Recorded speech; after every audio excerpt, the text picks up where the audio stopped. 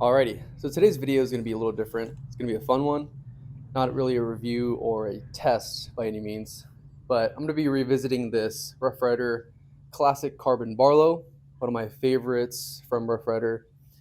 This knife has been around for a few years. It's been very popular. You should all know this. This is the RR2040 model number. A few reasons why I like this knife is, number one, the very inexpensive price tag.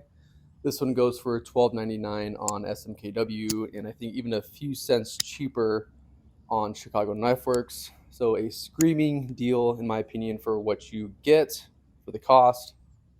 In the background, I'll be just cutting random things, kind of abusing this knife just for fun, just for your entertainment. But back to the value of this knife. You get T10 carbon steel blades, which is, I heard it's pretty equivalent to either 1065 or 1075 carbon steel. I know a lot of traditional knife enthusiasts love the carbon steel on their traditional knives. It's pretty nostalgic, and most traditional knives early on were made with carbon steel.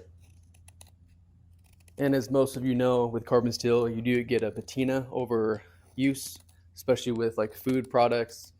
Any juices or any like sweat from your hands will form a patina or some kind of rust on the blade.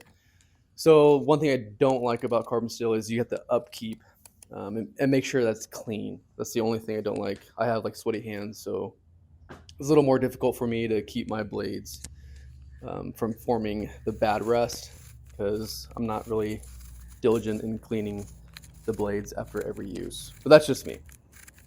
So for the handles, it's a yellow composition plastic, nothing fancy, pretty similar to Case's yellow plastic handles that they've put on their knives for a very long time. I like the color. It's just appealing to me, very traditional looking. And then going back to carbon steel, it is pretty well known that carbon steel gets a very fine edge, and it's pretty easy to resharpen. So anybody that's not a fan of extensive sharpening, you can get these blades sharp in a matter of minutes or 30 seconds, depending on how dull your blade is. So interestingly, I kind of find myself carrying more of my inexpensive knives, probably like the sub $50 range, more often than my more expensive knives. And I think a lot of you can relate because maybe it's a fear of losing the expensive knife or, messing it up. If people want to use a knife and then they don't know how to use it and they start prying with it, you don't want to ruin your $80 or $100 case knife or whatever.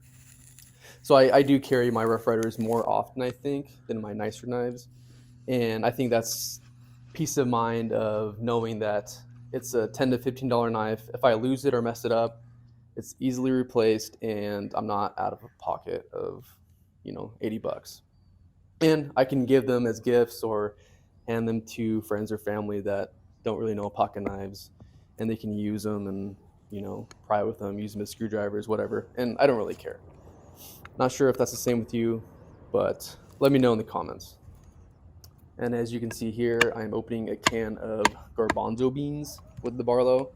Had some trouble with the initial piercing of the can, but after using a light batoning action, got some nice cuts. The Barlow actually made some really smooth cuts in the can. I was surprised. I was really surprised how this T10 carbon steel cut through the aluminum. And at the end, I think there's only slight rolling of the edge. No major damage on the blade, if you were wondering. And I know this is not practical. There's 100 other ways or easier ways to open a can. I just wanted to show you and test it out a little bit. Alrighty, I'm gonna stop talking. I'm gonna continue to cut stuff in the video, so you're more than welcome to keep watching. I'll see you guys next time.